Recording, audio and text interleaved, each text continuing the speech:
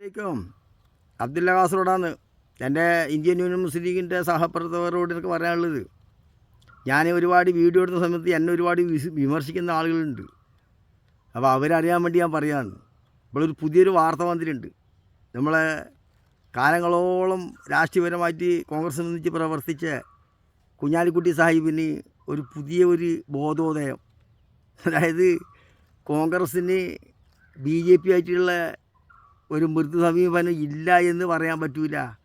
BJPക്കും RSSനും അനുകൂലമായ ചില പ്രവർത്തനങ്ങളൊക്കെ കോൺഗ്രസ്സിലുണ്ട് എന്ന് കുഞ്ഞാലിക്കുട്ടിക്ക് തോന്നിയതിൻ്റെ അടിസ്ഥാനത്തിൽ കേരളത്തിലത്തെ മലയാള പത്രത്തിന് ഒരു അഭിമുഖം കൊടുത്ത ഒരു വാർത്ത. അപ്പോൾ ഞാൻ അതുമായിട്ടാണ് ബന്ധപ്പെടുന്നിട്ട് ഇത് സംസാരിക്കുന്നത്. അപ്പോൾ സംസാരിക്കുമ്പോൾ എനിക്ക് പറയാനുള്ളത്, എൻ്റെ സഹപ്രവർത്തകരോട് എന്നെ പല രൂപത്തിൽ വിമർശിക്കുന്ന ഒരുപാട് ആളുകളുണ്ട്. ലീഗിനെ പറ്റി നിങ്ങളെന്തിനു സംസാരിക്കുന്നത്? അതായത് ഒരു ലീഗിൻ്റെ പ്രവർത്തനമാണെങ്കിൽ അതിൽ പ്രവർത്തിക്കുന്നത് നമ്മൾക്കൊരു അജണ്ടയും വിശ്വാസമൊക്കെ ഉണ്ടാവുമല്ലോ. അതിനനുസരിച്ച് നമുക്കും സംസാരിക്കാൻ അവകാശമുണ്ട്. അത് ഈ പറയുന്നത് നിങ്ങൾക്കും അവകാശമുണ്ട്. ഏതായാലും ഞാനതിപ്പം നീട്ടി പറയുന്നില്ല. നമ്മൾക്കിപ്പോഴത്തെ പ്രശ്നം എന്ന് വെച്ചെങ്കിൽ, കുഞ്ഞാലിക്കുട്ടിക്ക് ഇപ്പോൾ ഒരു ബോധോദയം ഉണ്ടായ അതുമായിട്ട് ബന്ധപ്പെട്ടിട്ടാണ്. അതായത് നമുക്ക് ചരിത്രത്തിലേക്ക് തന്നെ കിടക്കുക. 1949 പള്ളിയിൽ വിഗ്രഹം വെച്ച സന്ദർഭത്തിൽ നെഹ്റുവിൻ്റെ പാർട്ടിയാണ് കോൺഗ്രസ്. നെഹ്റുവായിട്ട് ബന്ധപ്പെട്ടാണ് കോൺഗ്രസ് പാർട്ടി. അപ്പം അന്ന് കാലത്ത് ഇന്ന് വരെ പള്ളി പൊളിച്ച് അമ്പലം കെട്ടുന്നത് വരക്കും ഒരുപാട് കാര്യങ്ങൾ നടന്നിട്ടുണ്ട്. പള്ളിക്ക് അമ്പലത്തിൽ വിഗ്രഹം കൊണ്ട് വെച്ചുകൊണ്ട് അതിൽ മുസ്ലിങ്ങളെ പ്രവേശനം നിഷേധിച്ചു. അതിനുശേഷം അത് കോടതി കേസായി. ആ കേസായ സമയത്തും കോൺഗ്രസ്സാണെന്നുള്ളത്.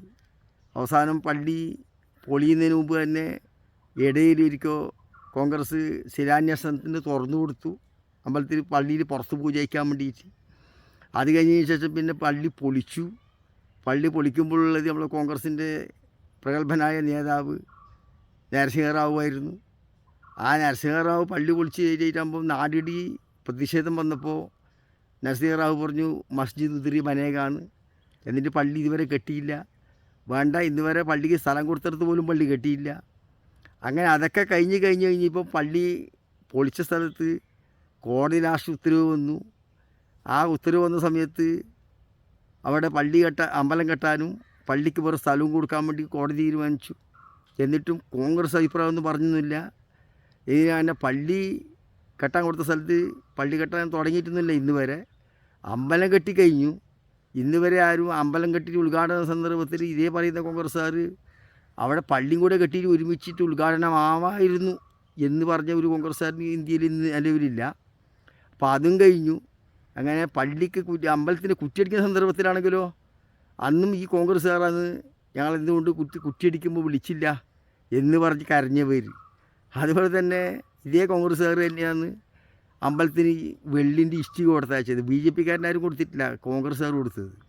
അങ്ങനെ പള്ളി വിളിച്ച സ്ഥലത്ത് അമ്പലമൊക്കെ കെട്ടിക്കഴിഞ്ഞ് ഇപ്പോൾ അമ്പലം ഉദ്ഘാടനമായി. ഉദ്ഘാടന സമയത്തും പോണോ വേണ്ടേ ജനങ്ങളെ ഇത് ചർച്ചാ വിഷയമാക്കിയിട്ട് അങ്ങനെ മനുഷ്യന്മാരൊക്കെ ഇങ്ങനെ ഭ്രാന്തന്മാരാക്കിയിട്ട് മാറ്റി. അങ്ങനെ ഏതായാലും അതും കഴിഞ്ഞ് എന്നിട്ട് ഉദ്ഘാടനത്തിന് വിളിക്കാത്തത് കൊണ്ടും അവർ തന്നെ പറഞ്ഞു, കോൺഗ്രസ്സുകാർ ഞങ്ങളില്ലെങ്കിൽ നിങ്ങളുടെ അമ്പലം കെട്ടുമായിരുന്നു, ഞങ്ങളിൽ അമ്പലം കെട്ടാനുള്ള കാരണക്കാരാണ്. അത് പറഞ്ഞതും കോൺഗ്രസ് തന്നെയാണ്. എന്നിട്ട് നമ്മൾ കുഞ്ഞാലിക്കുട്ടിക്ക് കോൺഗ്രസിൻ്റെ യഥാർത്ഥ സ്വഭാവം ഒന്നും മനസ്സിലായിട്ടില്ല. ഇന്ത്യയെ കണ്ട കൂട്ടത്തിൽ ഏറ്റവും കൂടുതൽ പല കലാപങ്ങളും നടത്തിയിട്ടുള്ളത് കോൺഗ്രസിൻ്റെ ഭരണകാലത്താണ്. ഇടയിൽ നരേന്ദ്രമോദിൻ്റെ ഭരണകാലത്ത് ഗുജറാത്തിലൊരു കലാപം ഒഴിച്ചു വെച്ചാൽ ഈ കോൺഗ്രസ് ഇന്ത്യ ഭരിക്കുന്ന കാലഘട്ടത്തിലായിരുന്നു ബഗൽപൂറും ഭീവണ്ടി ബൊംബായി ജംഷഡ്പൂർ എന്ന് പറയുന്ന സ്ഥലം, എല്ലാ സ്ഥലത്തും കലാപം നടന്നതും മുസ്ലിങ്ങളൊക്കെ ഇങ്ങനെ അരിഞ്ഞിട്ട കാലഘട്ടമൊക്കെ ഉണ്ടായിട്ടുണ്ട്. അന്ന് ഈ കോൺഗ്രസിൻ്റെ ഭരണകാലം തന്നെയായിരുന്നു. അന്നും മുസ്ലിങ്ങൾക്ക് സംരക്ഷണമൊന്നും ഇവരെ കൊണ്ട് കിട്ടിയിട്ടൊന്നുമില്ല.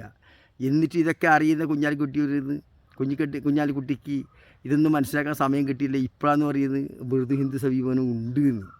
ആട്ടെ പോട്ടെ, അതെല്ലാം അവിടെ നിൽക്കട്ടെ. നമ്മൾ കേരളത്തിൽ തന്നെയാണെങ്കിൽ ദൂരം പോണ്ട. ഇവരെ വർഗീയവാദ സ്വഭാവത്തിൽ നമുക്ക് മനസ്സിലാകാൻ ഇവിടെ തന്നെ ഉണ്ടില്ലേ. നമ്മൾ സുധാകരൻ സാറ് പറഞ്ഞെന്താണ്, ഞാൻ ശാഖ നടത്തിക്കാൻ വേണ്ടി സൗകര്യം ചെയ്ത് കൊടുത്തോണ്ടാണെന്ന് ഞാൻ നിന്ന്. അതിനെ ചോദ്യം ചെയ്ത് RSSന് ശാഖ നടത്താൻ വേണ്ടി സൗകര്യം ചെയ്ത് കൊടുത്തവനാണെന്ന് ഞാനിന്ന് സഹായിച്ചവൻ ഞാനിന്ന് സുധാകരൻ ഡയറക്റ്റ് പറഞ്ഞതാണ്. അതിനെ ചോദ്യം ചെയ്തതിനെ പറ്റിയിട്ട് വേണ്ടി മറുപടി മൂപ്പറ് വീണ്ടും പറഞ്ഞത് ഞാൻ വീണ്ടും വന്നാൽ എനിക്ക് ഇഷ്ടപ്പെടുന്ന സമയത്ത് ഞാൻ RSSലും പോകുന്നു. എന്നിട്ട് കുഞ്ഞാലിക്കുട്ടിക്ക് മനസ്സിലായിട്ടില്ല. സതീശൻ എന്നൊരു സാറുണ്ട്, അയാൾ അവർക്കെൻ്റെ ഒരു മീറ്റിങ്ങിന് പോയിട്ട് കൊണ്ടിട്ട് പറഞ്ഞു അത് സാധാരണ എല്ലാവരും വിളിച്ചാൽ പോകണം, അതൊരു പ്രശ്നമുള്ള കാര്യമല്ല. നമ്മളെ ലോകത്തിൽ നിന്ന് കിടുകിടാ ഉറപ്പിച്ച ഒരു സംഘർഷം നടക്കുന്നുണ്ട് ഇപ്പം, യുദ്ധം ഇസ്രായേലിൻ്റെ. അവിടെ ഐക്യദാർഢ്യം പ്രകടിപ്പിക്കാൻ വേണ്ടിയിട്ട് ആരും കോൺഗ്രസ്സുകാർ എവിടെ ഐക്യദാർഢ്യം പ്രകടിപ്പിച്ചിട്ടില്ല. ഇന്ത്യയിലെ എല്ലാ സ്ഥലങ്ങളും മറ്റുള്ള എല്ലാ ആളുകളും മറ്റു സമുദായങ്ങളും മറ്റു പാർട്ടിക്കാരൊക്കെ നടത്തിയിട്ട് അവസാന ഘട്ട് ഇവിടെ കേരളത്തിൽ നിന്ന് മാത്രം എല്ലാവരും ചോദിച്ചാലും കോൺഗ്രസിൻ്റെ നിന്ന് നടക്കുന്ന കാണാമെന്ന് പറയുമ്പോൾ കേരളത്തിൽ എല്ലാവരും കഴിഞ്ഞതിന് ശേഷമാണ് ഇവരൊന്ന് നടത്തിയത്. ഞങ്ങൾ ഐക്യദാർഢ്യം പ്രഖ്യാപിക്കുന്നതെന്ന് പറഞ്ഞിട്ട്, എന്നിട്ട് അതിൽ വന്നിട്ട് ശശി തരൂർ വന്നിട്ട് പറഞ്ഞ് പലസ്തീനെ ഇസ്രായേലിനെ ആക്രമിച്ച് അവർ തീവ്രവാദികൾ, മുസ്ലിം തീവ്രവാദികൾ വന്നു. ഇങ്ങനെയൊക്കെയാണ് എല്ലാം കൊണ്ടുള്ള സമീപനവും കോൺഗ്രസിൻ്റെത്. എന്നിട്ടോ കുഞ്ഞാലിക്കുട്ടിക്ക് മനസ്സിലായിട്ടില്ല. ഇപ്പോൾ ലാസ്റ്റ് സീറ്റ് തരാമെന്ന് പറഞ്ഞിട്ട് അവസാനം എന്താക്കി, 2-3 സീറ്റ് ഉണ്ടായത്. സുധാകരൻ മത്സരിക്കുന്നില്ല, രാഹുൽ ഗാന്ധി മത്സരിക്കുന്നില്ല എന്നൊക്കെ പറഞ്ഞിട്ട് വെച്ചിട്ടുണ്ടായ സീറ്റൊക്കെ ഇപ്പോൾ അവർ മത്സരിക്കുന്നതാക്കി. സീറ്റ് ഉണ്ടായിട്ട് പോലും ലീഗിന് ഒരു സീറ്റ് കൊടുക്കാമെന്ന് പറഞ്ഞിട്ട് പോലും സീറ്റ് കൊടുത്തിട്ട് ലീഗിൻ്റെ നിലയും വിലയും വെച്ചില്ല, ലീഗിൻ്റെ പ്രവർത്തകരെ വില വെച്ചില്ല. അങ്ങനെയൊക്കെ വിഡ്ഢികളാക്കി അവസാനം നമ്മളോട് പറഞ്ഞ് മുഞ്ചിക്ക് വന്നു. 2 സീറ്റ് കൊടുത്തിട്ട് മലപ്പുറം ജില്ലയിൽ അതും വെച്ചിട്ട് നമ്മളെ സാദിഖലി തങ്ങളും കുഞ്ഞാലിക്കുട്ടിയും നിലാവ് കണ്ടാൽ മതി, ചന്ദ്രൻ കല കണ്ടാൽ മതി, അല്ലാഹു അക്ബർ എന്ത് പ്രഖ്യാപിച്ചത്. സീറ്റ് 2 സീറ്റിൽ സ്ഥാനാർത്ഥികളെ പ്രഖ്യാപിച്ചത്. അവസാനം ചുരുക്കി കൊണ്ടുവന്ന് കേരളത്തിൽ 12 ജില്ലയിലെ പറ്റിയ മുൻകാലങ്ങളിൽ ലീഗ് മത്സരിച്ച സ്റ്റേറ്റായിരുന്നു കേരളം. അങ്ങനത്തെ ഇടത്ത് ലാസ്റ്റ് ലീഗിനെ കൊണ്ടുവന്നിട്ട് വട്ടം കറക്കിയിട്ട് എല്ലായിടത്തും പരാജയപ്പെടുത്തി ലാസ്റ്റ് കൊണ്ടുവന്നിട്ട് മലപ്പുറം ജില്ലയിൽ 2 സ്ഥലത്ത് മാത്രമേ ഇരുത്തി. എന്നിട്ടും കോൺഗ്രസ്സിനെ ലീഗിന് മനസ്സിലായിട്ടില്ല. എന്നിട്ട് കുഞ്ഞാലിക്കുട്ടിക്ക് മനസ്സിലായ സമയം കിട്ടിയത് ഇപ്പോഴാണ്. ഇപ്പോൾ കുഞ്ഞാലിക്കുട്ടി പറയുന്നത് വെറുതെ സമീപനമുണ്ട്. അപ്പോൾ അതാണ് ഞാൻ ഇത് പറയാനുള്ള കാരണം. അപ്പോൾ ഈ പറഞ്ഞ ആൾക്കത് എല്ലാ കാര്യങ്ങളും ഉണ്ടായിട്ടും ഇതെല്ലാം ഈ കോൺഗ്രസ് മുസ്ലിം ലീഗിനും മുസ്ലിംസിനും ചതിച്ചിട്ടും എല്ലാത്തിനും ഒത്താശ ചെയ്ത് കൊടുത്തിട്ടായിട്ട് മുസ്ലിങ്ങൾ ഇത്രയും കാലം ദ്രോഹിച്ച ഇവരെ മനസ്സിലാക്കാൻ ലീഗിൻ്റെ നേതാക്കന്മാർ സാധിച്ചിട്ടില്ല. എന്ത് പറയാൻ, ഇപ്പോൾ നമ്മൾ കാസർഗോഡ് ഭാഷയിൽ പറയണം. കാസർഗോഡ് ഭാഷയിൽ നമുക്ക് ഇതിനെപ്പറ്റി സംസാരിക്കാൻ പറ്റും. നമ്മൾ കാസർഗോഡുകാരല്ലേ. കാസർഗോഡ് നമ്മൾ പെണ്ണുങ്ങൾ പറയാറുണ്ട്, എന്തെങ്കിലും പറയുമ്പോൾ എന്തെങ്കിലും തെറ്റിപ്പോകുന്ന സമയത്ത് ഇവരെല്ലാം എന്തൊരു ബോളന്മാരാ എന്ന മാതിരി നമ്മൾ ലീഗിൻ്റെ നേതാക്കന്മാർ പറ്റേ ബോളന്മാരോ എന്ന് ചോദിക്കാനേ ഇപ്പോൾ നമുക്ക് തോന്നുന്നുള്ളൂ.